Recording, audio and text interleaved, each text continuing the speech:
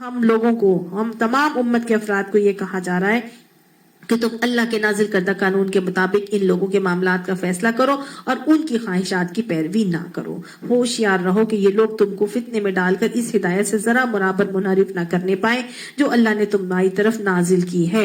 پھر اگر یہ اس سے منہ موڑے تو جان لو کہ اللہ نے ان کے بعض گناہوں کی پاداش میں ان کو مبتلا مصیبت کرنے کا ارادہ کر ہی لیا ہے۔ کیا خیال ہے آج یہ مصیبتیں ہمیں نظر نہیں آتی؟ قرآن کے دیے گئے قانون کے مطابق فیصلے نہ کرنے کی وجہ سے، اور یہ حقیقت ہے کہ ان لوگوں میں سے اکثر فاسق ہیں۔ اگر یہ خدا کے قانون سے منہ موڑتے ہیں تو کیا پھر یہ جاہلیت کا فیصلہ چاہتے ہیں؟ تو گویا اللہ کے دیے ہوئے سزاؤں کے یا اس قوانین کے مطابق جو بھی فیصلے کیے جائیں گے وہ کیا ہیں؟ وہ سب کے سب جاہلیت کے فیصلے ہیں، چاہے وہ برٹش پینل سسٹم ہو یا انڈین پینل کوڈ ہو، کچھ بھی ہو، اگر وہ اللہ کے قانون کے مطابق نہیں ہے تو وہ جاہلیت کے فیصلے ہیں۔ حالانکہ جو لوگ اللہ پر یقین رکھتے ہیں ان کے نزدیک اللہ سے بہتر فیصلہ کرنے والا کوئی نہیں ہے۔ اللہ ہمیں اپنی رضا پر راضی رکھنے والا بنا دے اور ہمیں اپنی رضا پر راضی رہنے کی توفیق عطا فرمائے۔ اے لوگوں جو ایمان لائے ہو، یہودیوں اور عیسائیوں کو اپنا رفیق نہ بناؤ، یہ آپس میں ایک دوسرے کے رفیق ہیں۔ یہودی اور عیسائی آپس میں دوست ہیں، اگر تم میں سے کوئی ان کو اپنا رفیق بناتا ہے تو اس کا شمار بھی پھر انہی میں سے ہے، یعنی اللہ نے بتا دیا وَمَن يَتَوَلَّهُم مِّنكُمْ فَإِنَّهُ مِنْهُمْ، اگر ان کو ولی بناؤ گے تو پھر تم انہی میں سے ہو۔ مَن تَشَبَّهَ بِقَوْمٍ فَهُوَ مِنْهُمْ، اللہ کے نبی نے بھی فرما دیا تھا کہ جو کسی قوم کی مشابہت کرے گا وہ انہی میں سے ہوگا۔ تو عیسائی اور یہودی ان کو دوستی سے منع کیا جا رہا ہے، ان کی دوستی سے منع اس لیے کیا جا رہا ہے کہ اگر وہ لوگ تو آپس میں ایک دوسرے کے دوست ہیں ہی ہیں، لیکن اگر تم ان کے ساتھ دوستی کرو گے تو پھر تمہیں انہی میں شامل کیا جائے گا۔ یقیناً اللہ ظالموں کو اپنی رہنمائی سے محروم کر دیتا ہے۔ ربنا ظلمنا انفسنا وان لم تغفر لنا وترحمنا لنکونن من الخاسرین۔ تم دیکھتے ہو کہ جن کے دلوں میں نفاق کی بیماری ہے وہ انہی میں دوڑ دھوپ کرتے پھرتے ہیں، کہتے ہیں کہ ہمیں ڈر لگتا ہے کہ کہیں ہم کسی مصیبت کے چکر میں نہ پھنس جائیں، مگر بعید نہیں کہ اللہ جب تمہیں کچھ فیصلہ کن فتح بخشے گا یا اپنی طرف سے کوئی اور بات ظاہر کرے گا تو یہ لوگ اپنے اس نفاق پر جسے دلوں میں چھپائے ہوئے ہیں نادم ہوں گے، اور اس وقت اہل ایمان کہیں گے کیا یہ وہی لوگ ہیں جو اللہ کے نام سے کڑی کڑی قسمیں کھا کر یقین دلاتے تھے کہ ہم تمہارے ساتھ ہیں؟ ان کے سب اعمال ضائع ہو گئے اور آخرکار یہ ناکام اور نامراد ہو کر رہے۔ تو گویا جو لوگ دنیاوی نقصانات سے بچنے کے لیے اور دنیاوی مفادات کو حاصل کرنے کے لیے کافروں سے ولایت کرتے ہیں ان کا انجام بتایا جا رہا ہے۔ سب سے پہلے یہ کہ وہ انہی میں سے ہوں گے، پھر دوسرا بتایا جا رہا ہے لا یہدی القوم الظالمین، یعنی ہدایت سے محروم ہو جائیں گے۔ تیسری بات یہ کہ پھر وہ دنیا میں بھی نادم ہوں گے، آخرت میں بھی نادم ہوں گے، اور حبطت اعمالہم کا معاملہ ہوگا اور وہ خسارہ پانے والوں میں شامل ہو جائیں گے۔ تو گویا عزت دینے والا اللہ ہے اور ذلت دینے والا بھی اللہ ہے۔ کسی سے اپنا تعلق بنایا جائے اور اس نیت سے بنایا جائے کہ جی ہمیں فائدہ ہوگا تو یہ سب نفاق کی علامت ہے۔ اللہم طاہر قلبی من النفاق۔ اے لوگوں جو ایمان لائے ہو، اگر تم میں سے کوئی اپنے دین سے پھرتا ہے تو پھر جائے، اللہ اور بہت سے لوگ پیدا کر دے گا، یعنی اللہ ایسے لوگ پیدا کر دے گا جو اللہ کو محبوب ہوں گے اور اللہ ان کو محبوب ہوگا۔ یہ صحابہ کرام کی صفات بتائی جا رہی ہیں کہ اللہ ایسے لوگ پیدا کر دے گا جو اللہ کو بھی محبوب ہے، رضی اللہ عنہم بھی ہے ورضوا عنہ بھی ہے، اور مومنوں پر نرم اور کفار پر سخت ہوں گے، جو اللہ کی راہ میں جد و جہد کریں گے اور کسی ملامت کرنے والے کی ملامت سے نہیں ڈریں گے۔ یہ اللہ کا فضل ہے، جسے چاہتا ہے عطا کرتا ہے۔ اللہ وسیع ذرائع کا مالک ہے اور سب کچھ جاننے والا ہے۔ اللہ تو ہم پر بھی اپنا یہ فضل فرما دے اور اللہ تو ہمیں بھی اپنی محبت عطا فرما دے۔ تمہارے توفیق تو حقیقت میں صرف اللہ اور اس کا رسول اور وہ اہل ایمان ہیں جو نماز قائم کرتے ہیں، زکوٰۃ دیتے ہیں اور اللہ کے آگے جھکنے والے ہیں۔ گویا مومنوں کے لیے تین چیزوں کی محبت سب سے زیادہ اہم ہے۔ سب سے پہلے اللہ کی محبت، پھر اللہ کے نبی کی محبت، اور اس کے بعد مومنین سے محبت۔ یہ مومن کے لیے معاملہ ہونا چاہیے کہ سب سے زیادہ شدید ترین محبت والذین آمنوا اشد حبا للہ کا معاملہ ہوگا، سب سے زیادہ شدید محبت اللہ کے لیے۔ اس کے بعد رسول سے محبت۔ اللہ کے نبی نے فرمایا کہ تم مومن نہیں ہو سکتے جب کہ میں تم کو ہر چیز سے زیادہ محبوب نہ ہو جاؤں، حتیٰ کہ تمہاری جان سے بھی زیادہ محبوب ہو جاؤں۔ اور پھر اللہ کی محبت تک کی تکمیل نہیں ہوتی جب تک کہ رسول اللہ صلی اللہ علیہ وسلم سے بھی محبت نہ کر لی جائے کہ یقول ان کنتم تحبون اللہ فاتبعونی یحببکم اللہ کا معاملہ۔ تو گویا اللہ سے محبت، اور اللہ سے محبت کے بعد اللہ کے نبی سے محبت۔ اللہ ہمیں اپنی محبت عطا فرمائے۔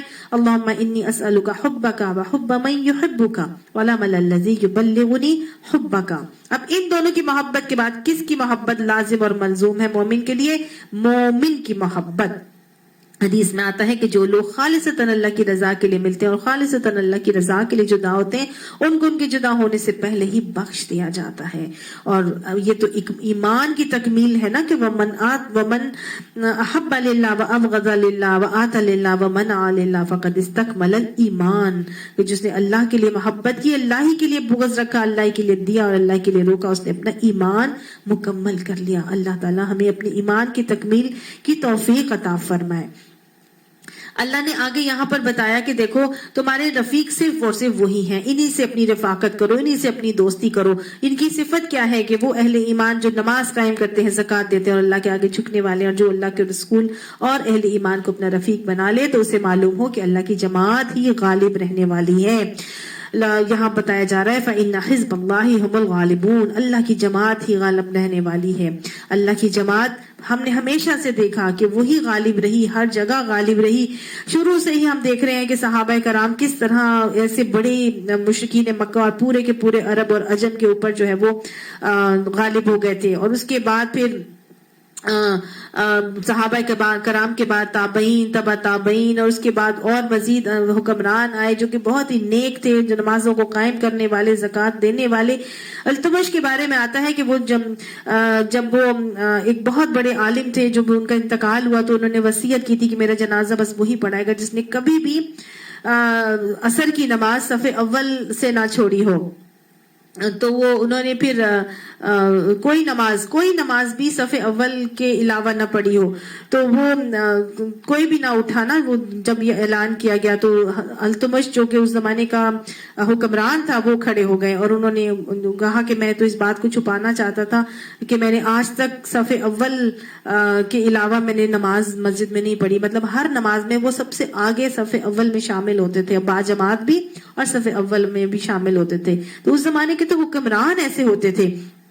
फिर वो जो ऑटोमन एम्पायर के सुलेमान है, उसके अलावा सलाहुद्दीन अयूबी का भी ऐसा ही मामला नजर आता है। महमूद गजनवी, उनके बारे में तो ये आता है कि 1000 साल के बाद जब उनकी लाश मिली और उनकी कब्र को जो खोद रहे थे वहां पर पता नहीं क्या लेके जाना था, तो वहां पर देखा तो उनकी कब्र थी और उसके उस कब्र ऐसी, उसमें उनका जो डेड बॉडी थी वो बिल्कुल ऐसी थी जैसे अभी उनको दफनाया गया हो। तो ऐसे इसके इस्लाम के तो हुक्मरान इतने अच्छे गुजरे हैं। तो फिर इसी लिए अल्लाह ताला ने ऐसे ही लोगों को हिज़्बुल्लाह भी कहा और उनको गालिब भी किया। या अल्लाह हमें अभी भी हमें अल्लाह बेहतरीन हुक्मरान अता फरमा दे। या अय्युहल्लज़ीना आमनू ला तत्तखिज़ुल्लज़ीना इत्तखज़ू दीनकुम हुज़ुआ, ऐ लोगों जो ईमान लाए हो, तुम्हारे पेश रो अहले किताब में से जिन लोगों ने तुम्हारे दीन को मजाक और तफरीक का जरिया बना लिया है, उन्हें दूसरे काफरों को दोस्त ना बनाओ और रफीक ना बनाओ। अल्लाह से डरो अगर तुम मोमिन हो। जब तुम नमाज के लिए मनादी करते हो तो इसका मजाक उड़ाते हैं, उससे खेलते हैं। उसकी वजह यह कि वो अकल नहीं रखते।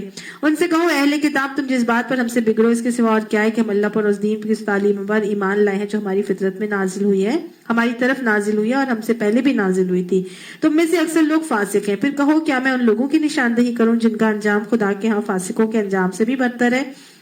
वो जिन पर खुदा ने लानत की, जिन पर उसका गजब टूटा, जिनमें से बंदर और खंजीर बनाए गए, जिन्होंने तागूत की बंदगी उनकी, उनका दर्जा और भी ज्यादा बुरा है और वो सवाउ सबील से बहुत ज्यादा भटके हुए हैं।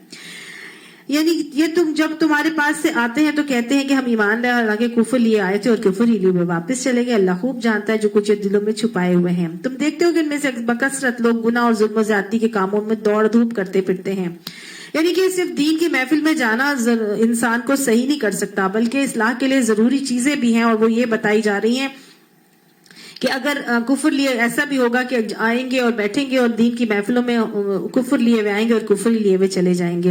होता यह है कि क्यों ऐसे होता है कि कई लोग आ रहे होते हैं कुरान क्लासेस में और आने के बाद इल्म भी आ जाता है और ग्रामर भी आ जाती है, तर्जुमा भी समझने आना शुरू हो जाता है, लेकिन अमल में बिल्कुल माइनर सा उनका चेंज आता है। क्यों ऐसे होता है? वजह अल्लाह ने यहाँ पर बता दिया है। वजह अगर हम देखना चाहते हैं, अपना मुहासबा करें, टटोलें और देखें कि हम भी उन लोगों में शामिल तो नहीं है कि जो इतने सालों से कुरान के साथ जुड़े तो हुए में, लेकिन जैसे पहले थे, जैसे हुलिया हमारे पहले से, जैसे अमल हमारे पहले थे, आज भी हम वैसे ही हैं। تو وجہ بتا رہے ہیں اللہ تعالیٰ کہ تم دیکھتے ہو کہ ان میں سے بکثرت لوگ گناہ اور ظلم و زیادتی کے کاموں میں دوڑ دھوپ کرتے ہیں اور حرام کے مال کھاتے ہیں. آج اکثریت ہمارے اندر حرام میں کے مال کھانے والی ہے, سود کے بخار میں سب مبتلا ہے, گھر گھر میں جو ہے وہ بینک کے ملازم موجود ہیں, جبکہ نبی صلی اللہ علیہ وسلم نے صاف فرما دیا تھا کہ اللہ نے لعنت فرمائی ہے سود کھلانے والے پر, کھانے والے پر, لکھنے والے پر, گواہی دینے والے پر, اور سب اس میں یہ برابر کے شریک ہیں, اور لکھانے والے پر بھی. تو گویا یہ سب نسخے تو اللہ تعالیٰ نے مجھے اور آپ کو بتا دیا. اپنے اپنے دسترخوانوں کا جائزہ لیں کہ جہاں اتنا زیادہ دسترخوان کشادہ ہوتا ہے وہاں پہ یہ بھی دیکھا کریں کہ کہیں اس میں کوئی حرام نوالے کی آمیزش تو نہیں ہے. کیوں ہمارے اندر چینج نہیں آ رہا؟ کہیں ہم کسی گناہ اور دوڑ دھوپ کے زیادتی کے کاموں میں تو دوڑ دھوپ نہیں کر رہے. بہت بری حرکات ہیں جو یہ کر رہے ہیں. کیوں ان کے علماء اور مشائخ انہیں گناہ پر زبان کھولنے اور حرام کھانے سے نہیں روکتے؟ گویا علماء اور مشائخ کا معاملہ بھی بتایا جا رہا ہے کہ علماء بھی ان کو غلط کاموں سے روکتے نہیں ہیں. نہیں انل منکر کا معاملہ نہیں ہو رہا. یقیناً بہت ہی برا کارنامہ زندگی ہے جو وہ تیار کر رہے ہیں. یہودی کہتے ہیں کہ اللہ کے ہاتھ بندھے ہوئے ہیں, یعنی کہ ایسے باتیں کرتے ہیں. یہود کو ہمیشہ اللہ نے بہت مستحکم فائنینشلی بنایا ہے, لیکن پھر بھی ان کا ہاتھ یہ ہے کہ جب یہاں پر ان کا حال یہ تھا کہ جب مدینہ میں یہ رہ رہے تھے تو یہ لوور گریڈ سٹیزن کے طور پر جو ہے وہ تھے, لیکن پھر بھی ان کے اوپر ان کے پاس سونے اور لوہے کا کام تھا. تو لیکن پھر بھی وہ یہ کہتے تھے کہ کنجوس تو وہ ہمیشہ سے رہے, تو وہ یہ کہتے تھے کہ اللہ کے ہاتھ بندھے ہوئے ہیں, یعنی کہ اللہ سبحانہ تعالیٰ نے اپنے ہاتھ باندھ لیے تبھی وہ ہمیں اتنا کم دے رہا ہے. تو اللہ نے فرمایا باندھے گئے ان کے ہاتھ, اور لعنت پڑی اس بکواس پر جو اس کی بدولت جو یہ کرتے ہیں. اللہ کے ہاتھ تو کشادہ ہے, جس طرح چاہتا ہے خرچ کرتا ہے. یعنی نہ وہ خود انفاق فی سبیل اللہ کر رہے ہیں اور نہ ہی دوسروں کو کرنے کے لیے تاکید کر رہے ہیں, بلکہ خامہ کا جواز جو ہے وہ کریٹ کر رہے ہیں. تو یہ بھی ایک ریزن ہے انفاق فی سبیل اللہ نہ کرنے کا. انفاق فی سبیل اللہ نہ کرنا ہمارے اعمال کی اصلاح میں رکاوٹ بنتا ہے. حقیقت یہ ہے کہ جو کلام تمہارے رب کی طرف سے تم پر نازل ہوا ہے ان میں سے اکثر لوگوں کی سرکشی اور باطل پرستی میں الٹے اضافے کا موجب بن گیا, اور اس کی پاداش میں ہم نے ان کے درمیان قیامت تک کے لیے عداوت و دشمنی ڈال دی ہے. جب کبھی یہ جنگ کی آگ بھڑکاتے ہیں اللہ اس کو ٹھنڈا کر دیتا ہے. یہ زمین میں فساد پھیلانے کی صحیح کر رہے ہیں, مگر اللہ فساد برپا کرنے والوں کو ہرگز پسند نہیں کرتا. اگر اس سرکشی کے بجائے یہ اہل کتاب ایمان لے آتے اور خدا ترسی کی روش اختیار کرتے تو ہم ان کی برائیاں ان سے دور کر دیتے. یعنی ایمان لانے کے بعد اگر اللہ کی خدا ترسی کی روش اختیار کرو گے تو اللہ نے فرما دیا کہ بھی کیا کروں گا میں, ایمان لانے کے بعد اللہ کا تقوی اختیار کر لو تو تمہاری ساری برائیاں دور سے دور کر دیتا اور ان کو نعمت بھری جنتوں میں پہنچاتے. کاش انہوں نے تورات اور انجیل اور دوسری کتابوں کو قائم کیا ہوتا جو ان کے رب کی طرف سے ان کے پاس بھیجی گئی تھی. یعنی اگر وہ اللہ کے دیے ہوئے احکامات کو قائم کرتے, ان کتابوں کو قائم کرتے, تو اگر ہم قرآن کو قائم کریں گے تو انشاءاللہ اللہ تعالیٰ ہمارے لیے بھی یہ وعدے اسی طرح کرتا ہوا دکھا رہا ہے کہ ایسا کرتے تو ان کے لیے اوپر سے رزق برستا اور نیچے سے ابلتا. اگرچہ ان میں سے کچھ لوگ راست رو بھی ہیں لیکن ان کی اکثریت سخت بد عمل ہے.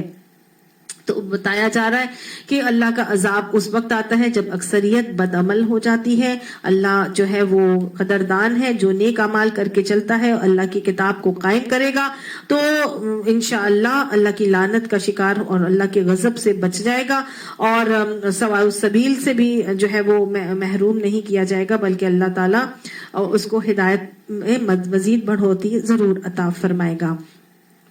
اے پیغمبر جو کچھ تمہارے رب کی طرف سے تم پر نازل کیا گیا ہے وہ لوگوں تک پہنچا دو. بلغ ما انزل الیک من ربک کا حکم آ رہا ہے کہ جو تم پر آ رہا ہے وہ آگے پہنچا دیا جائے. تو اگر تم نے ایسا نہ کیا تو اس کے پیغمبری کا حق نہ ادا کیا, اللہ تم کو لوگوں کے شر سے بچانے والا ہے. یقین رکھو کہ وہ کافروں کو تمہارے مقابلے میں اس کامیابی کی راہ ہرگز نہیں دکھائے گا. صاف کہہ دو کہ اہل کتاب تم ہرگز کسی اصل پر نہیں ہو جب تک کہ تورات اور انجیل اور دوسری کتابوں کو قائم نہ کرو جو تمہارے رب کی طرف سے نازل کی گئی ہے. گویا بہت زبردست پرائیورٹی میں کرنے کا کام کیا ہے کہ اللہ کی کتاب کے احکامات کو قائم کیا جائے. یہ قرآن کا ایک حق بھی ہے کہ اللہ کے احکامات کو جو ہے وہ نافذ کیا جائے. اب مجھے اور آپ کو تو اللہ تعالیٰ نے ویسے ہی خیر امت بنایا ہے, اور ہمیں بھی یہ کام اسی لیے کیا کہ اخرجت للناس کیا. اللہ نے ہمیں لوگوں کے لیے نکالا ہے, اور ہمیں بہت ہی پریسیجن پرفیکشن کے ساتھ اپنے اس عمل کو ڈیوٹی سمجھ کر لوگوں کو پہنچانا ہے, اور قرآن کی تعلیمات کو اٹھ کر ساری دنیا پر پھیلانا ہے. اللہ ہمیں اس کی توفیق عطا فرمائے. آگے اللہ فرماتے ہیں کہ ضرور ہے کہ یہ فرمان جو تم پر نازل کیا گیا ہے ان میں سے اکثر کی سرکشی اور انکار کو اس نے اور زیادہ بڑھا دے گا، مگر انکار کرنے والوں کے حال پر کچھ افسوس نہ کرو۔ یقین جانو کہ یہاں اجارہ کسی کا بھی نہیں ہے، مسلمان ہو یا یہودی، صابی ہو یا عیسائی، جو بھی اللہ اور روز آخر پر ایمان لائے گا اور نیک عمل کرے گا، بے شک اس کے لیے نہ کسی خوف کا مقام ہے اور نہ ہی رنج کا۔ ہم نے بنی اسرائیل سے پختہ عہد لیا اور ان کی طرف بہت سے رسول بھیجے، مگر جب کبھی ان کے پاس کوئی رسول ان کی خواہشات نفس کے خلاف کچھ لے کر آیا تو کسی کو انہوں نے جھٹلایا اور کسی کو قتل کر دیا اور اپنے نزدیک یہ سمجھے کہ کوئی فتنہ رونما نہیں ہوگا، اس لیے اندھے اور بہرے بن گئے۔ پھر اللہ نے انہیں معاف کیا تو ان میں سے اکثر لوگ زیادہ اندھے اور بہرے بنتے چلے گئے۔ اللہ ان کی ہر سب حرکات دیکھتا رہا ہے۔ یقیناً کفر کیا ان لوگوں نے جنہوں نے کہا کہ اللہ مسیح ابن مریم ہی ہے، حالانکہ مسیح نے کہا تھا کہ اے بنی اسرائیل، اللہ کی بندگی کرو جو میرا رب بھی ہے اور تمہارا رب بھی، جس نے اللہ کے ساتھ کسی کو شریک ٹھہرایا اس پر اللہ نے جنت حرام کر دی اور اس کا ٹھکانہ جہنم ہے اور ایسے ظالموں کا کوئی مددگار نہیں ہے، یعنی کہ شرک کی بخشش ہرگز بھی نہیں ہے۔ یعنی یقیناً کفر کیا ان لوگوں نے جنہوں نے کہا کہ اللہ تین کا ایک ہے، حالانکہ ایک خدا کے سوا کوئی خدا نہیں ہے۔ اگر یہ لوگ اپنی ان باتوں سے باز نہیں آئے تو ان میں سے جس نے کفر کیا اس کو دردناک سزا دی جائے گی۔ پھر کیا یہ اللہ سے توبہ نہ کریں گے اور اس سے معافی نہیں مانگیں گے؟ اللہ بہت درگزر فرمانے والا اور رحم کرنے والا ہے۔ مسیح ابن مریم اس کے سوا کچھ نہیں کہ بس ایک رسول تھا، اس سے پہلے اور بھی بہت سارے رسول گزر چکے تھے۔ اس کی ماں ایک راست باز عورت تھی اور وہ دونوں کھانا کھاتے تھے، یعنی کہ وہ بشر تھے۔ دیکھو ہم کس طرح ان کے سامنے حقیقت کی نشانیاں واضح کرتے ہیں، پھر دیکھو یہ کدھر الٹے پھرے جاتے ہیں۔ ان سے کہو کیا تم اللہ کو چھوڑ کر اس کی پرستش کرتے ہو جو نہ تمہارے لیے نقصان کا اختیار رکھتا ہے نہ نفع کا، حالانکہ سب کی سننے والا اور سب کچھ جاننے والا تو اللہ ہی ہے۔ کہو اے اہل کتاب، اپنے دین میں ناحق غلو یعنی زیادتی مت کرو اور ان لوگوں کی تخیلات کی پیروی نہ کرو جو تم سے پہلے خود گمراہ ہوئے اور بہتوں کو گمراہ کیا اور سواء السبیل سے بھٹک گئے۔ بنی اسرائیل میں سے جن لوگوں نے کفر کی راہ اختیار کی ان پر داؤد اور عیسیٰ بن مریم کی زبان سے لعنت کی گئی، کیونکہ وہ سرکش ہو گئے تھے اور زیادتیاں کرنے لگے تھے۔ انہوں نے ایک دوسرے کو برے افعال کے ارتکاب سے روکنا چھوڑ دیا تھا، گویا ینہون عن المنکر انہوں نے چھوڑ دیا تھا۔ برا طرز عمل تھا جو انہوں نے اختیار کیا۔ آج تم ان میں بکثرت ایسے لوگ دیکھتے ہو جو ایمان کے مقابلے میں کفار کی حمایت اور رفاقت کرتے ہیں، یقیناً بہت برا انجام ہے جس کی تیاری ان کے نفسوں نے ان کے لیے کی ہے۔ اللہ ان پر غضبناک ہو گیا ہے اور وہ دائمی عذاب میں مبتلا ہونے والے ہیں۔ اگر فی الواقع یہ لوگ اللہ اور پیغمبر اور اس چیز کے ماننے والے ہوتے جو پیغمبر پر نازل ہوئی تھی تو کبھی اہل ایمان کے مقابلے میں کافروں کو اپنا رفیق نہیں بناتے۔ یہ رویے بتائے جا رہے ہیں کہ انہوں نے بیسیکلی کیا کیا تھا، سرکش بھی ہو گئے تھے، زیادتیاں بھی کرتے تھے اور انہوں نے نہیں انل منکر کا معاملہ بھی چھوڑ دیا تھا اور کافروں کو اپنا رفیق بھی بنانا شروع کر دیا تھا، مگر ان میں سے تو بیشتر لوگ خدا کی اطاعت سے نکل چکے ہیں۔ تم اہل ایمان کی عداوت میں سب سے زیادہ سخت یہود اور مشرکین کو پاؤ گے اور ایمان لانے والوں کے لیے دوستی میں قریب تر ان لوگوں کو پاؤ گے جنہوں نے کہا تھا کہ ہم نصارہ ہیں، یعنی عیسائی جو ہیں۔ آج بھی مسلمانوں کی دشمنی یہودیوں کے ہاں جو ہے وہ زیادہ سخت ہے اور مشرکین کے ہاں بھی، لیکن جو عیسائی ہیں ان کا دل میں سافٹ کارنر ہے اور اس کی اب وجہ بتائی جا رہی ہے۔ یہ اس وجہ سے ہے کہ ان میں عبادت گزار عالم اور تارک الدنیا فقیر پائے جاتے ہیں اور ان میں غرور نفس نہیں ہے۔ ان کا حال کیا ہے کہ جب وہ اس کلام کو سنتے ہیں تو جو رسول صلی اللہ علیہ وسلم پر اترا ہے تو تم دیکھتے ہو کہ حق شناسی کے اثر سے ان کی آنکھیں آنسوؤں سے تر ہو جاتی ہیں۔ وہ بول اٹھتے ہیں کہ پروردگار ہم ایمان لائے، ہمارا نام گواہی دینے والوں میں لکھ لے۔ یہ خاص طور سے کس کے بارے میں بات کی جا رہی ہے؟ نجاشی کے بارے میں بات کی جا رہی ہے۔ انشاءاللہ نجاشی کا بھی پورا واقعہ موجود ہے اور وہ کس طرح سے اس نے ایمان لایا اور اس نے مسلمانوں کا ساتھ دیا تھا، وہ بھی عیسائی ہی تھا۔ اور وہ کہتے ہیں کہ آخر کیوں نہ ہم اللہ پر ایمان لائیں جو حق ہمارے پاس آیا ہے، اسے کیوں نہ مان لیں، جبکہ ہم اس بات کی خواہش رکھتے ہیں کہ ہمارا رب ہمیں صالح لوگوں میں شامل کرے۔ ان کے اس قول کی وجہ سے اللہ نے ان کو ایسی جنتیں عطا کی جن کے نیچے نہریں بہتی ہیں اور وہ ان میں ہمیشہ رہیں گے۔ یہ جزا ہے نیک رویہ اختیار کرنے والوں کے لیے رہی۔ وہ لوگ جنہوں نے ہماری آیات کو ماننے سے انکار کیا ہے، انہیں جھٹلایا ہے، تو وہ جہنم کے مستحق ہیں۔ ربنا وقنا عذاب النار۔ اے لوگوں جو ایمان لائے ہو، جو پاک چیزیں اللہ نے تمہارے لیے حلال کی ہیں انہیں حرام نہ کرو۔ یعنی صاف بتایا جا رہا ہے کہ پاک چیزوں کو، حلال چیزوں کو حرام نہ کرو، حد سے تجاوز نہ کرو۔ اللہ کو زیادتی کرنے والے سخت ناپسند ہیں۔ جو کچھ حلال اور طیب رزق اللہ نے تم کو دیا ہے اسے کھاؤ پیو اور خدا کی نافرمانی سے بچتے رہو جس پر تم ایمان لائے ہو۔ تم لوگ جو محمل قسمیں کھا لیتے ہو. اب قسمیں کے حوالے سے بھی بتایا جا رہا ہے کہ دیکھو جو محمل قسمیں تم کھا لیتے ہو, یعنی جو just part of the speech ہوتا ہے تمہارا, تم واللہ تاللہ کر کے جو رب بات کیا کرتے تھے, تو کہا جا رہا ہے کہ اس قسم کی قسموں پر اللہ گرفت نہیں کرتا, مگر جو قسمیں تم جان بوجھ کر کھاتے ہو ان پر وہ ضرور تم سے مواخذہ کرے گا. قسم بھی بیسیکلی ایک طرح کا کیا ہوتا ہے, عہد ہی ہوتا ہے. کچھ لغو قسمیں ہوتی ہیں, کچھ یمین منعقدہ ہیں, اور کچھ جو ہے وہ یمین غموس ہے, یعنی جھوٹی قسم. بہرحال کہا جا رہا ہے کہ جو تم جان بوجھ کے کھاتے ہو ان پر تم سے مواخذہ کیا جائے گا, اور ایسی قسم توڑنے کا کفارہ یہ ہے کہ 10 مسکینوں کو اوسط درجے کا کھانا کھلاؤ جو تم اپنے بال بچوں کو کھلاتے ہو, یا انہیں کپڑے پہناؤ, اور ایک غلام آزاد کرو جو اس کی استطاعت نہ رکھتا ہو, وہ 3 دن کے روزے رکھے. یہ تمہاری قسموں کا کفارہ ہے جبکہ تم قسم کھا کر توڑ دو. اپنی قسموں کی حفاظت کیا کرو, اس طرح اللہ اپنے احکامات تمہارے لیے واضح کرتا ہے, شاید کہ تم شکر گزار بن جاؤ. گویا قسم کا کفارہ بتایا جا رہا ہے قسم توڑنے کا. اصل میں تو قسم توڑنے کو منع کیا جا رہا ہے, کہ کہا جا رہا ہے کہ وَاحْفَظُوا أَيْمَانَكُمْ, اپنی قسموں کی حفاظت ہی کیا کرو. لیکن اگر کوئی ایسی قسم کھا لی جائے کہ جب آپ سے نے فرمایا کہ جب تو کسی برائی کے کام کے کرنے کی یا نیکی کے کام سے رکنے کی قسم کھا لے, تو تجھے چاہیے کہ تو قسم کو توڑ دے اور قسم کا کفارہ ادا کر اور اپنے کام نیکی کے کام کو کرتا رہے. تو یہاں پہ اگر غلط کام کے لیے قسم کھا لی جائے یا نیکی کے کام سے باز رہنے کی قسم کھا لی جائے, یا میں کبھی جیسے کہہ دیا جائے کہ میں آئندہ کبھی بھی اپنی بہن کے گھر نہیں جاؤں گی, یعنی قطع رحمی کا قسم کھا لی نا, تو یہ ایسی قسموں کو توڑ دینا چاہیے. اور پھر یہ کفارہ بتایا جا رہا ہے, اور اس کا کفارہ کیا ہے, 10 مسکینوں کو اوسط درجے کا صبح و شام کا کھانا کھلانا, یا انہیں 3 کپڑے پہنانا, یا پھر ایک غلام آزاد کرنا. ہمارا دین بڑا پریکٹیکل دین ہے, اور امیروں غریبوں سب کے لیے آیا ہے, اور بیماروں کے لیے بھی آیا, مریضوں کے لیے بھی آیا. اسی طرح اسی لیے ڈفرینٹ ٹائپس کی آپشنز دی جاتی ہیں, اور تاکہ جو جس کو ایزیلی کیٹر کر سکتا ہے وہ کر لے اور کفارے ادا کرے اور اپنے کاموں کو کرتا رہے. حضرت ابو بکر نے بھی جو ہے وہ ہم پڑھیں گے واقعہ عفق میں سورہ نور میں کس طرح سے قسم کھائی تھی, پھر انہوں نے توڑی تھی, اور پھر اس کا کفارہ ادا کر کے نیکی کے کام کو کرتے رہتے. اگلا حکم آ رہا ہے, بڑا کیٹاگورک حکم ہے, اور یہ ہے شراب کی حرمت کا حکم, جس میں کہا جا رہا ہے یا ایھا الذین آمنوا انما الخمر والمیسر والانصاب والازلام رجس من عمل الشیطان فاجتنبوہ لعلکم تفلحون, کہ اے لوگوں جو ایمان لائے ہو, یہ خمر, بے شک خمر, اور والمیسر یعنی جوا, یہ سب یہ ایک ایک کر کے کیٹیگری بتائی جا رہی ہے, اور کہا جا رہا ہے کہ یہ سب رجس من عمل الشیطان ہے, گندے شیطانی اعمال ہیں, ان سے فاجتنبوہ, اجتناب کرو, شاید کہ تمہیں اس سے فلاح مل جائے.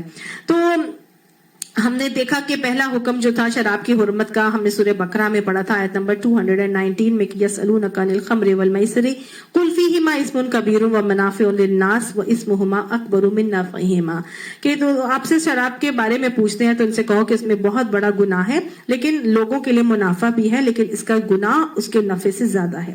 پھر اس کے بعد دوسرا حکم ہم نے پڑھا سورہ نساء میں آیت نمبر 43 میں, کہ وَلَا تَقْرَبُوا الصَّلَاةَ وَأَنْتُمْ سُكَارَىٰ, کہ نشے کی حالت میں شراب کے قریب بھی نہ جاؤ, نماز کے قریب بھی نہ جاؤ.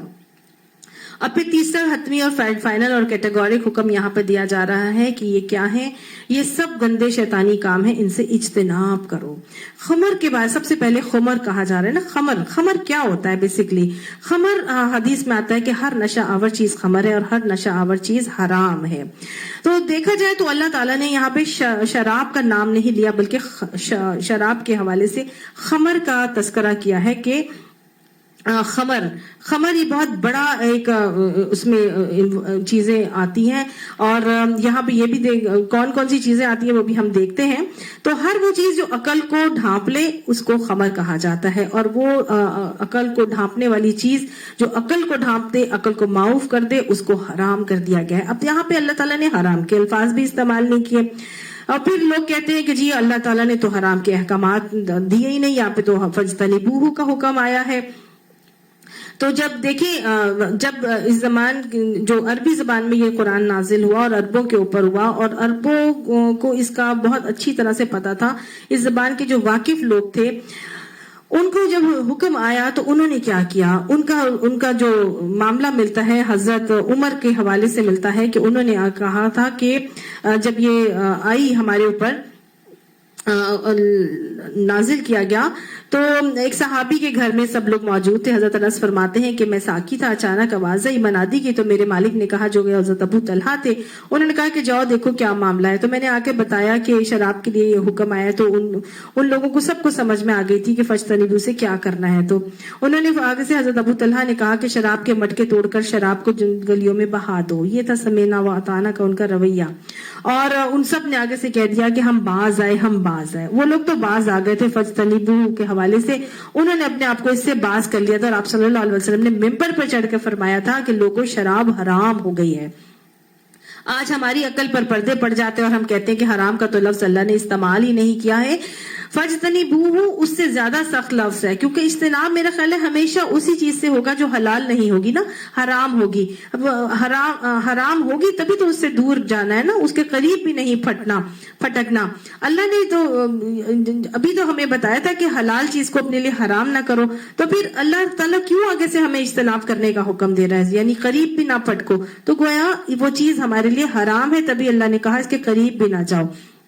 صحابہ کے رویے آپ کو میں نے بتائے, لیکن آج پھر بھی جو ہے ہم اسی شش و پنج میں پڑے ہوئے ہیں کہ ہم جی یہاں پہ تو حرام کے الفاظ ہی نہیں ہیں.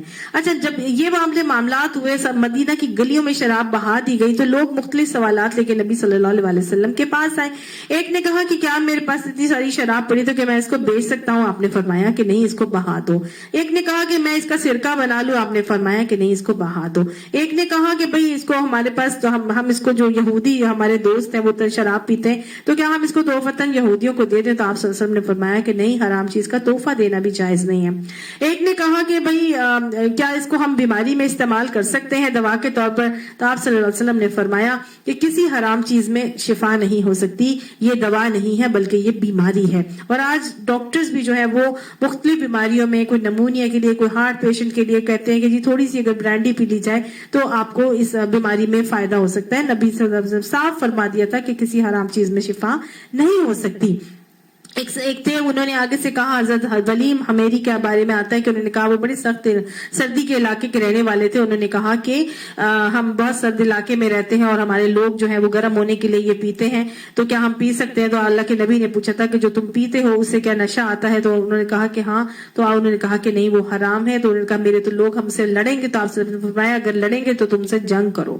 تو گویا جنگ کرنے کا حکم دے دیا نبی صلی اللہ علیہ وسلم نے, لیکن اس کی اجازت نہیں دی. اور آج ہمارے کس طرح معاشرے میں اس کو پلا اور پلایا جاتا ہے. خمر میں کیا کیا چیزیں شامل ہیں جو یہاں پہ انما الخمر میں آ رہا ہے؟ تو خمر میں عمر کی تعریف سے پتہ چلتا ہے کہ ہر وہ شے جو عقل کو ڈھانپ لیتی ہے. لہٰذا شراب کے علاوہ بہت ساری چیزیں جو عقل کو ڈھانپ لیتی ہیں وہ بھی اسی میں شامل ہیں, خواہ وہ افیم ہو, پوست ہو, افیم ہو, اوپیم ہو, ہیروئن ہو, میریجوانا ہو, جو بھی سونگ رہے ہیں, انجیکشن لے رہے ہیں, بھانپ لے رہے ہیں, ٹچ کر رہے ہیں, جس طرح بھی ہے ہم اس کو یوز کر رہے ہیں, یہ سب چیزیں اگر ہماری عقل کو ڈھانپ رہی ہیں تو وہ ہمارے لیے خمر میں آتی ہیں اور حرام ہے استعمال کرنا. تو پھر کیا وہ میڈیسنز جو اینٹی انزائٹی پلز ہوتی ہیں, ریلیکسنٹس ہوتے ہیں, کوئی سیڈیٹیوز وغیرہ ہوتے ہیں, اور چائے کافی کا بھی ایک نشہ ہوتا ہے, تو کیا یہ سب بھی حرام ہوں گی؟ تو سوچنے کی بات یہ ہے کہ کیا یہ ساری چیزیں ہماری عقل کو ڈھانپ لیتی ہیں؟ ہم ان کو کھانے یا پینے کے بعد اپنے ہوش و حواس کو کھو دیتے ہیں, ہمیں پتہ ہی نہیں ہوتا کہ آس پاس کیا ہو رہا ہے, یا ہم اپنے حواس میں ہوتے ہیں. اگر کوئی شخص سو بھی جاتا ہے ان پلز کو لے کر اور ہم اسے اٹھاتے ہیں تو کیا وہ اپنی ہوش میں نہیں ہوتا؟ وہ اپنی ہوش میں ہوتا ہے, اس کے ہوش و حواس کھو نہیں جاتے. تو لہٰذا ان میڈیسنز کو یوز کیا جا سکتا ہے, اسی لیے وہ اس خمر کی کیٹیگری میں نہیں آتی. ٹھیک ہے. جب یہ حکم آیا تو نبی صلی اللہ علیہ وسلم نے اس کے حوالے سے بہت ہی سخت حکم دیا, اور آپ نے فرمایا کہ اللہ نے لعنت فرمائی ہے شراب پر, اس کے پینے پر, اس کے پلانے والے پر, اس کے بیچنے والے پر, اس کے خریدنے والے پر, اس کے کشیدنے والے پر, کشید کرانے والے پر, ڈھو کر لے جانے والے پر, اور جس کے لیے یہ ڈھو کر لے جائی گئی ہے ان سب کے اوپر اللہ نے لعنت کی بھیجی ہے. تو جس کام کے لیے, جس عمل کے اوپر اللہ کے لعنت کے الفاظ آ جائیں تو وہ اعمال کیا ہوتے ہیں؟ وہ کبیرہ گناہ ہوتے ہیں. اور وہ اعمال جو شرابی ہیں ان کے معاملات کیا نظر آتے ہیں؟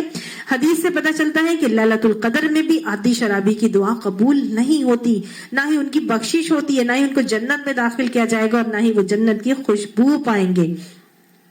اور جس چیز کی کثیر تعداد نشہ کرے اس کی تھوڑی سی تعداد بھی ہمارے لیے حرام کر دی گئی ہے. اللہ ہمیں یہ باتیں سمجھنے کی اور ان سے غلط چیزوں سے اجتناب کرنے کی توفیق نصیب فرمائے. خیر بہرحال اللہ نے یہ کیوں حرام کیا, اس کی ریزن بتائی جا رہی ہے. اچھا, ایک تو خمر ہے اور پھر اس کے بعد جوا والمیسر والانصاب والازلام. انصاب اور ازلام جو ابھی میں نے آپ کو بتایا تھا کہ وہ استانے اور پانسے وغیرہ جو تھے, جو ابھی ہم نے پیچھے ہی پڑھا تھا کہ جہاں حرمت علیکم کی کیٹیگری میں نے انصاب آپ کو بتایا تھا, تیر وغیرہ جو ہم استعمال کرتے تھے اور بتوں کے استانوں پر اور درباروں پر جو سارے معاملات ہوتے تھے, یہ سب گندے شیطانی کام ہیں اور اس سے کیا کرو, اجتناب کرو, شاید کہ تمہیں فلاح نصیب ہو جائے. شیطان تو یہ چاہتا ہے کہ شراب اور جوئے کے ذریعے سے تمہارے درمیان عداوت اور بغض ڈال دے اور تمہیں خدا کی یاد سے اور نماز سے روک دے. گویا حرام کرنے کی وجہ اللہ نے یہاں پر بتا دی ہے کہ شیطان ہماری عقل کو ڈھانپ دیتا ہے اور اس کی وجہ سے آپس میں دشمنی اور بغض اور عداوت ہو جاتی ہے اور اللہ کی یاد سے انسان غافل ہو جاتا ہے, نماز سے رک جاتا ہے, بھول جاتا ہے. پھر کیا تم ان چیزوں سے باز رہو گے؟ اللہ تو ہم سب کو ان چیزوں سے باز رہنے کی توفیق عطا فرما اور دوسروں کو بھی باز رکھنے کی توفیق نصیب فرما. اللہ اور اس کے رسول کی بات مانو اور باز آ جاؤ. لیکن اگر تم نے حکم عدولی کی تو جان لو کہ الرسول پر بس صاف صاف حکم پہنچا دینے کی ذمہ داری تھی. جو لوگ ایمان لے اور نیک عمل کرنے لگے اور انہوں نے جو کچھ پہلے کھایا اور پیا تھا اس پر کوئی گرفت نہیں ہوگی بشرط یہ کہ وہ آئندہ ان چیزوں سے بچے رہیں جو حرام کی گئی تھی اور ایمان پر ثابت قدم رہیں اور اچھے کام کریں. پھر جس چیز سے روکا جائے اس سے روکے اور جو فرمانے الہی ہو اسے مانے. پھر خدا ترسی کے ساتھ نیک رویہ اختیار کرے. اللہ نیک کردار لوگوں کو پسند کرتا ہے. تو بدر کے جو شہداء تھے ان کے لیے نبی صلی اللہ علیہ وسلم اور صحابہ کرام کو فکر ہوئی کہ بھئی وہ تو شراب پیتے تھے تو یہ تو ان کے ساتھ کیا معاملہ ہوگا, تو اس کے حوالے سے یہ حکم آیا تھا. اے لوگوں جو ایمان لائے ہو, اللہ تمہیں اس شکار کے ذریعے سے سخت آزمائش میں ڈالے گا جو بالکل تمہارے ہاتھوں اور نیزوں کی زد میں ہوگا. یہ دیکھنے کے لیے تم میں سے کون اس سے غائبانہ ڈرتا ہے. پھر جس نے اس تنبیہ کے بعد اللہ کی مقرر کی ہوئی حد سے تجاوز کیا اس کے لیے دردناک سزا ہے. اس کے پس منظر میں بھی ایک بہت بڑا واقعہ آتا ہے کہ ایک نیل گائے یا صحابہ کرام جو ہے وہ اپنے عمرے کے سفر میں تھے اور اس میں ہوا یہ کہ شکار تو حرام تھا, احرام کی حالت میں, گرمی کا موسم تھا, لیکن ان کے بعد جب ایک جگہ پڑاؤ کیا ان کو بہت سخت بھوک لگ رہی تھی. اب وہ شکار کر نہیں سکتے تھے اور غول کے غول پرندوں کے آ رہے تھے, نیل گائے بھی سامنے منڈلا رہی تھی, لیکن یہ لوگ شکار نہیں کر سکتے تھے, نہ ہی کہہ سکتے تھے کہ جی تم لوگ میں سے کوئی اٹھ کے کر دے. جب ایک صحابی ابو قتادہ ان کا بھوک لگی وہ خود اٹھے اور انہوں نے جو شکار کے لیے اپنی نیت کی تو ان کا ہاتھ سے, جب وہ سواری پہ سوار ہوئے تو ان کا کوڑا ہاتھ سے گر گیا. انہوں نے اپنے ایک حاجی دوست کو کہا کہ میرا کوڑا اٹھا دو, تو حاجی نے آگے سے کہا کہ نہیں میں احرام میں ہوں, میں تمہاری شکار میں مدد بھی نہیں کر سکتا. لہٰذا وہ خود اترے اور پھر انہوں نے کوڑا بھی اٹھایا اور پھر شکار بھی کیا اور پھر خود بھی کھایا اور پھر وہی سے جو ہے وہ سب کو کھلایا. نبی صلی اللہ علیہ وسلم سے نے بھی اس شکار کو کھایا کیونکہ وہ ابو قتادہ نے خود اپنے لیے کیا تھا شکار, اور ابو قتادہ احرام کی حالت میں نہیں تھے اور انہوں نے جب اپنے لیے یہ کیا تو پھر باقی سب لوگوں نے بھی وہ کھا لیا. تو یہی بات بتائی جا رہی ہے کہ اے لوگوں جو ایمان لائے ہو احرام کی حالت میں شکار نہ مارو. اگر تم میں سے کوئی جان بوجھ کر ایسا کر گزرے تو جو جانور اس نے مارا ہو اسی کے ہم پلہ ایک جانور اسے مویشیوں میں سے نظر دینا ہوگا جس کا فیصلہ تم میں سے 2 عادل آدمی کریں گے اور یہ نذرانہ کعبہ پہنچایا جائے گا, یا نہیں تو اس گناہ کے کفارے میں چند مسکینوں کو کھانا کھلانا ہوگا. اس کے بقدر روزے رکھنے ہوں گے. جانوروں کی قیمت کتنی ہوگی یہ جو ہے وہ فیصلہ جو ہے وہ وہی کریں گے جو فیصلہ کرنے والے ہوتے ہیں اور وہی بتائیں گے کہ مفتی صاحب بھی بتائیں گے کہ یہ کتنا بڑا جو ہے وہ آپ سے گناہ ہوا ہے اور اس کے حوالے سے کتنے آپ کو مسکینوں کو کھانا کھلانا ہوگا یا کون سے جانور کو قربان کرنا ہوگا یا پھر یہ کہ کتنے روزے رکھنے ہوں گے تاکہ وہ اپنے کیے کا مزہ چکھے. یعنی اللہ تعالیٰ نے یہ ایک کفارے کے طور پر رکھا. بس جو کچھ ہو گیا اللہ اس نے اسے معاف کر دیا, لیکن اگر کسی نے اس حرکت کا اعادہ کیا تو اس سے اللہ بدلہ لے گا. اللہ سب پر غالب ہے اور بدلہ لینے کی طاقت رکھتا ہے. تمہارے لیے سمندر کا شکار اور اس کا کھانا حلال کر دیا گیا ہے. یعنی احرام کی حالت میں سمندر کا شکار حلال ہے اور وہ کیا جا سکتا ہے. جہاں تم ٹھہرو وہاں سے بھی اسے کھا سکتے ہو اور قافلے کے لیے بھی ذات راہ بنا سکتے ہو. البتہ خشکی کا شکار جب تک تم احرام کی حالت میں ہو تم پر حرام کیا گیا ہے، پس بچو اس خدا کی نافرمانی سے جس کی پیشی میں تم سب کو گھیر کر حاضر کیا جائے گا۔ اللہ نے اچھا یہاں پہ احرام کی پابندی بتائی جا رہی ہے شکار کے حوالے سے۔ اس کے علاوہ بھی کچھ احرام کی پابندیاں ہوتی ہیں جس میں خوشبو کا استعمال کرنا، ناخن یا بالوں کا کاٹنا وہ نہیں کاٹ سکتے، اور فسق و فجور کی باتیں نہیں کر سکتے، میاں بیوی کا تعلق بھی جو ہے اس میں نہیں کیا جاتا، اور نہ ہی جدال وغیرہ لڑائی جھگڑا کیا جاتا ہے۔ آگے بتایا جا رہا ہے اللہ نے مقام محترم کعبہ کو لوگوں کے لیے اجتماعی زندگی کے قیام کا ذریعہ بنایا، اور ماہ محرم اور قربانی کے جانوروں اور قلاتوں کو بھی اس کام میں معاون بنا دیا تاکہ تمہیں معلوم ہو جائے کہ اللہ آسمانوں اور زمین کے سب حالات سے باخبر ہے اور اسے ہر چیز کا علم ہے۔ خبردار ہو جاؤ، اللہ سزا دینے میں بھی سخت ہے اور اس کے ساتھ بہت درگزر اور رحم کرنے والا بھی ہے۔ رسول پر تو صاف جان دینے کی ذمہ داری ہے، آگے تمہارے کھلے اور چھپے سب حالات کا جاننے والا اللہ ہے۔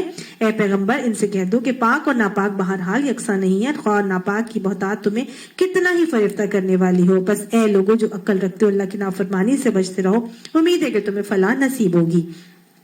اے لوگوں جو ایمان لائے ہو، ایسی باتیں نہ پوچھا کرو جو تم پر ظاہر کر دی جائیں تو تمہیں ناگوار ہو، لیکن اگر تم نے ایسے وقت پوچھو گے جبکہ قرآن نازل ہو رہا ہو تو تم پر کھول دی جائیں گی۔ اب تک جو کچھ تم نے کیا ہے اسے اللہ نے معاف کر دیا اور درگزر کرنے والا اور بردبار ہے۔ تم میں سے ایک گروہ نے اسی قسم کے سوالات کیے تھے اور پھر وہ انہی باتوں کی وجہ سے کفر میں مبتلا ہو گئے۔ اللہ نے نہ کو بحیرہ مقرر کیا ہے، نہ صاحبہ، نہ وسیلہ اور نہ ہی حام۔ یہ وہ جانور ہیں جن کو آستانوں پر چھوڑ دیا جاتا تھا، تو شیطان نے کہا تھا نا کہ میں ان کو حکم دوں گا کہ وہ جانوروں کے کان پھاڑیں گے، تو یہ وہ سارے جو جانور تھے جن کو وہ آستانوں پر چھوڑ دیتے تھے، ان کے مختلف کیٹیگریز تھیں، اور ان کے ساتھ بس بات یہ تھی کہ یہ خامخواہ انہوں نے یہ ایک ریچول تھا جو بنا لیا تھا جبکہ اللہ نے ایسا کوئی حکم نہیں دیا تھا۔ یہ کافر اللہ پر جھوٹی تہمت لگاتے ہیں، یعنی جس چیز کا اللہ نے حکم نہیں دیا اور ہم نے خود ان کو اپنے لیے حکم بنا لیا، تو یہ اللہ پر جھوٹی تہمت اور بہتان لگانے کا معاملہ ہے۔ اور میں سے اکثر بے عقل ہے کہ ایسے وہمات کو مان رہے ہیں، اور جب ان سے کہا جاتا ہے کہ آؤ اس قانون کی طرف جو اللہ نے نازل کیا اور آؤ اس پیغمبر کی طرف، تو وہ جواب دیتے ہیں کہ ہمارے لیے تو بس وہی طریقہ کافی جس پر ہم نے اپنے باپ دادوں کو پایا۔ آج بھی یہی جواب آتا ہے کہ ہمارے گھرانے میں تو ایسے ہی ہوتا ہے، ہماری برادری میں تو ایسے ہی، میری نانی دادی ایسے ہی کرتی تھی۔ تو اللہ کہتے ہیں کیا یہ باپ دادا کی تقلید کیے جائیں گے، خواہ وہ کچھ بھی نہیں جانتے اور صحیح راستے کی انہیں خبر ہی نہیں ہو؟ گویا پیمانہ اور معیار کیا ہے؟ نبی کی سنت ہے، باپ دادا کی اندھی تقریر نہیں ہے، تقلید نہیں ہے، خواہ مائنورٹی میں ہی لوگ وہ کام کر رہے ہوں، لیکن وہ اگر سنت کا عمل ہے تو وہی صحیح ہے اور وہی طریقہ ہمیں کرنا چاہیے، چاہے باپ دادا ہمارے جو مرضی کرتے چلے آ رہے ہوں۔ اگر وہ حق پر ہے تو ٹھیک ہے، کیا جا سکتا ہے، اور وہ حق پہ نہیں تھا تو اس کو چھوڑ دینا چاہیے۔ اے لوگوں جو ایمان لائے ہو، اپنی فکر کرو، کسی دوسرے کی گمراہی سے تمہارا کچھ نہیں بگڑتا اگر تم خود رائے راست پر ہو، یعنی کہ اپنی فکر کرو۔ تم نے بلغ ما انزل الیک من ربک کے معاملے سے دوسرے تک پہنچانا ضرور ہے، لیکن اگر کوئی نہیں تمہاری بات مان رہا تو اپنی فکر کرو، تم خود اپنے آپ کو صحیح کام پہ رکھو۔ اللہ تم سب کو اللہ کی طرف پلٹ کر جانا ہے، پھر وہ تمہیں بتا دے گا کہ تم کیا کرتے رہے ہو۔ اے لوگوں جو ایمان لائے ہو، تم میں سے کسی کا موت کا وقت آ جائے اور وہ وصیت کر رہا ہو تو اس کے لیے شہادت کا نصاب یہ ہے کہ تمہاری جماعت میں سے 2 صاحب عدل آدمی گواہ بنائے جائیں، یا تم اگر سفر کی حالت میں ہو اور وہاں موت کی مصیبت پیش آئے تو غیر مسلموں سے ہی 2 گواہ لے لیے جائیں۔ یہ اس کے پس منظر میں بھی ایک واقعہ آتا ہے کہ ایک مسلمان تھا حذیل، وہ سفر پر جا رہا تھا اور اس کے ساتھ اہل کتاب تھے، کوئی اور مسلمان نہیں تھا۔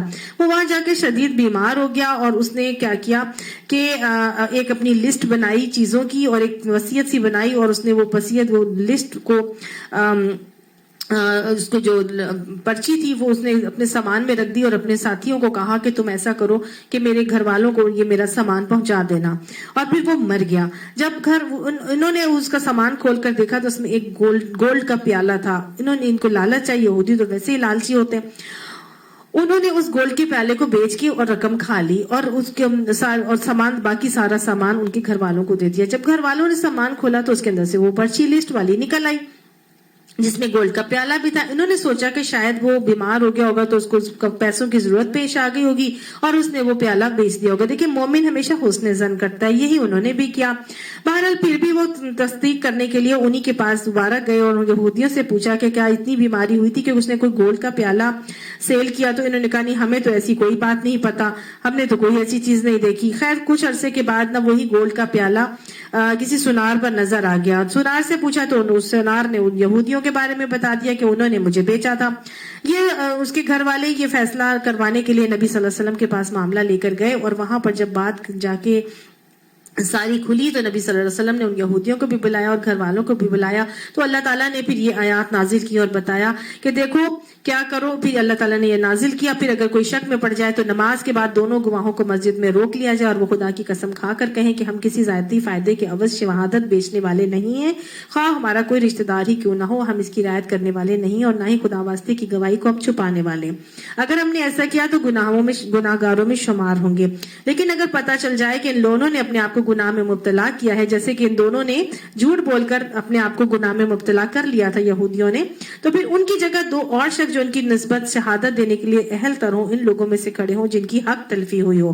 یعنی اب وہ لوگ جو کہ خاندان کے لوگ تھے, اس کے گھر والے تھے, وہ آئے اٹھے اور وہ خدا کی قسم کھا کر کہیں کہ ہماری شہادت ان کی شہادت سے زیادہ برحق ہے اور ہم نے اپنی گواہی میں کوئی زیادتی نہیں کی, اگر ہم ایسا کریں تو ظالموں میں سے ہوں گے.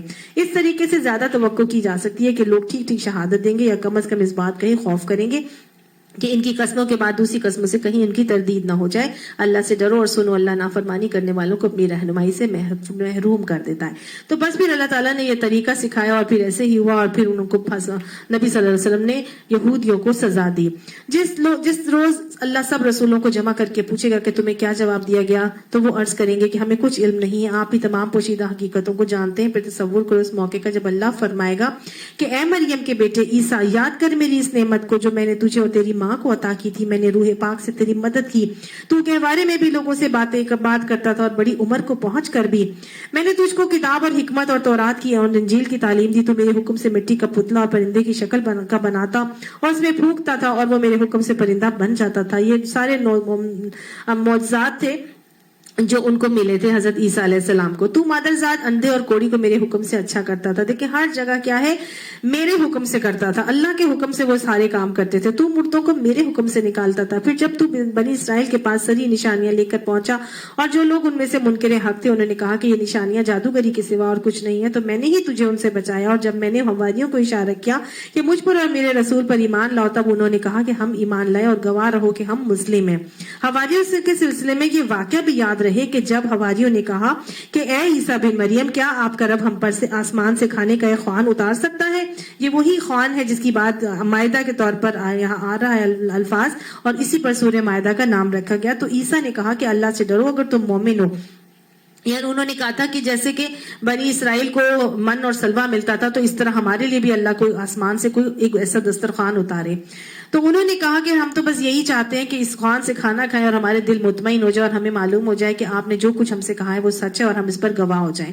اس پر عیسیٰ بن مریم نے دعا کی کہ خدایا ہمارے رب ہم پر آسمان سے ایک خوان نازل کر جو ہمارے لیے اور ہمارے اگلوں پچھلوں کے لیے خوشی کا موقع قرار پائے اور تیری طرف سے ایک نشانی ہو اور ہم کو رزق دے, اور تو بہترین رازق ہے. اللہ نے جواب دیا, میں اس کو تم پر نازل کرنے والا ہوں, مگر اس کے بعد جو تم میں سے کفر کرے گا اسے میں ایسی سزا دوں گا جو دنیا میں کسی کو نہیں دی ہوگی.